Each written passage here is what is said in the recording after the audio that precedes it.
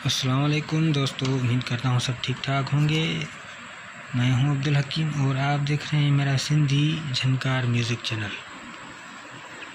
दोस्तों ये 59 एल्बम है और मैं उर्दू में बात कर रहा हूँ। शायद आपको उर्दू इतनी अच्छी ना लगे मेरी, क्योंकि हम कम ही बोलते हैं उर्दू, काफ़ी तो सिंधी में बात करते हैं हम।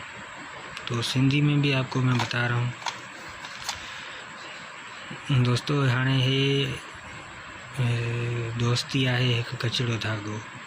मतलब दोस्ती तो एक ऐसी होती है, थोड़ी सी बातों पे ना रूठ जाते हैं लोग, रूठ जाते हैं और थोड़ी घणी ॻाल्हियुनि ते माण्हू रुसी वेंदा आहिनि।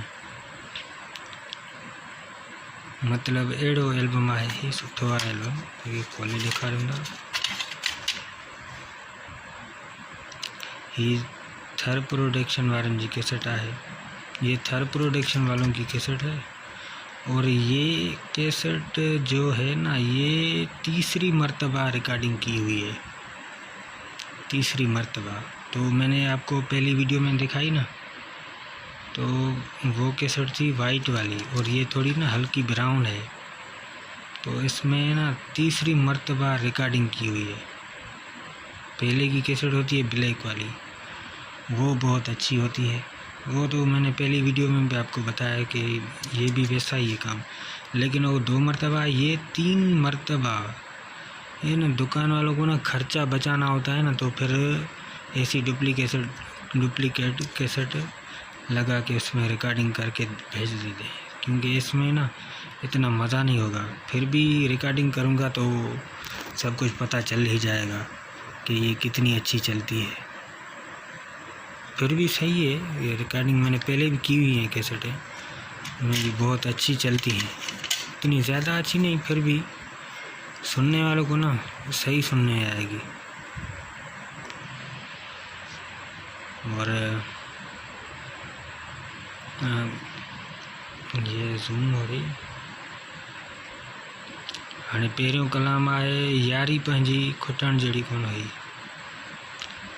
क़िस्मत सां अचण थियो आहे, ॾींहं बचपन वारा यादि कर जानी, कश्मीर असांजो मुल्क आहे।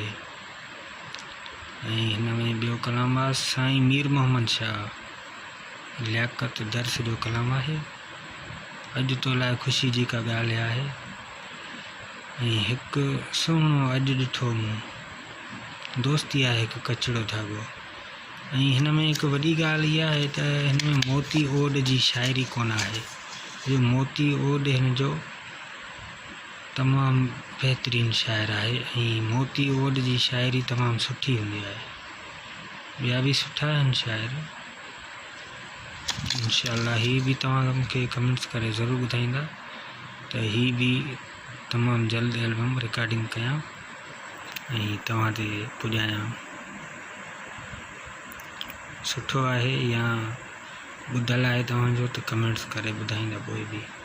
ऐं ही वीडियो ठाहिण जो इहो मक़सदु आहे त तव्हांखे कैसेट जे बारे में थोरी ख़बर पए, ऐं मुंहिंजे चैनल जे लाइ बि माना सुठो आहे कमु।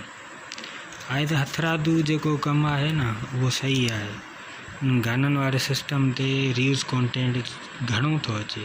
मतलब कि गाने जो है ना, उनमें ज़्यादा से ज़्यादा चैनल जो है ना मोनेटाइज नहीं होते, उसमें रिव्यूज़ कंटेंट आता है। और गाननि वारा जेके चैनल आहिनि उन्हनि ते रिव्यूज़ कंटेंट ईंदो आहे, ऐं जेके ईअं वीडियो भरिया वेंदा आहिनि हथरादू, उन्हनि ते रिव्यूज़ कंटेंट न ईंदो आहे। ठीकु आहे दोस्तों।